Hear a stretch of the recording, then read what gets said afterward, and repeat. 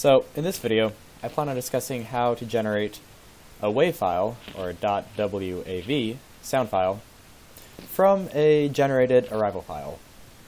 And as discussed in previous videos, arrival files are generated from a bathymetry and environmental file, and the arrival file contains the amplitude and travel time of every echo, or of every ping. So an issue with arrival files is they are typically, they are impulse functions. As in, they kind of shoot up and shoot back down, and are entirely impossible in real life. They're not what pings actually look like, and this is due to limitation with bellhop. Fortunately, there exists a function called delay and sum, which takes the generated arrival file and convolves it with a source time series. So this delays and sums the impulse echo responses with a chirp at the same frequency to create a more realistic echo, where the pings look like a sound file. So if you go to the bathymetry file on your GitHub, go to AGC26, go to AT, and then go into bellhop.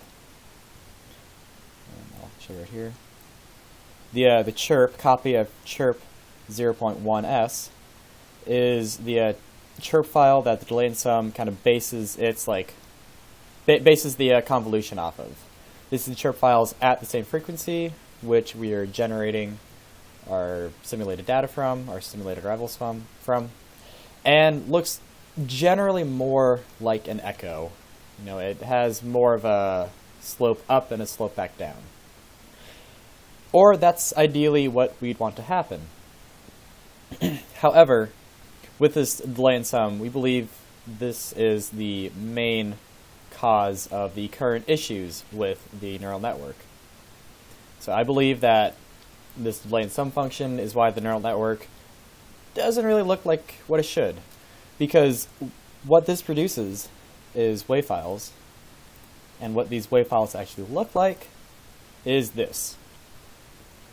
Now you can kind of see maybe right here, is initial ping, and maybe right here's the echo, right here's the echo, but this really isn't what we should be seeing. And the range goes from negative 1 times this scale to positive 1 times this scale, 5 over 100,000 hertz. And that's really not what we should be looking at. So there is some issue with delay and sum, and this is one of the current limitations, that's causing the generated sound files from our noisy bathymetry files to look poor, to just be incorrect. So the current delay and sum.m file in my folder is slightly modified by me in my initial attempts at fixing it. A clean slate of delay and sum, a clean un-Alex modified version can be found online. If you go to the Acoustic Toolbox website, you can download this and you can use that to compare.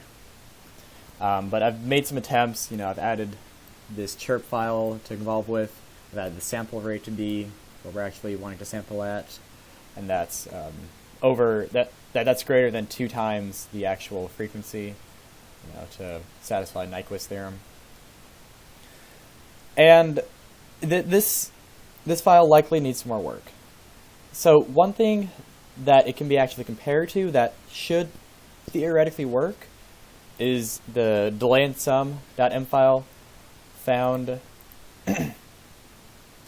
in the WAW24 folder of the bathymetry GitHub file. This was used in previous semesters of the class, and theoretically produced the correct sound files and allowed us to create an actual neural network. Due to a lack of documentation, I'm not entirely sure how this did that, and that's one of the immediate things that should be looked at into fixing. Comparing this delay and sum that I've edited to either the one from the internet, the clean slate, or one that has been used in the past that supposedly worked.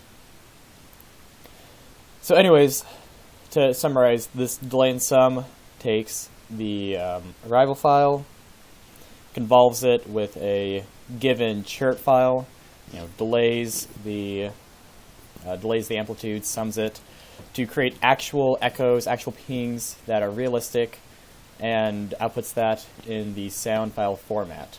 This is important because the neural network takes sound files as one of its inputs. In future videos, I'll talk about how to actually train the neural network and how to actually view the outputs. Thank you.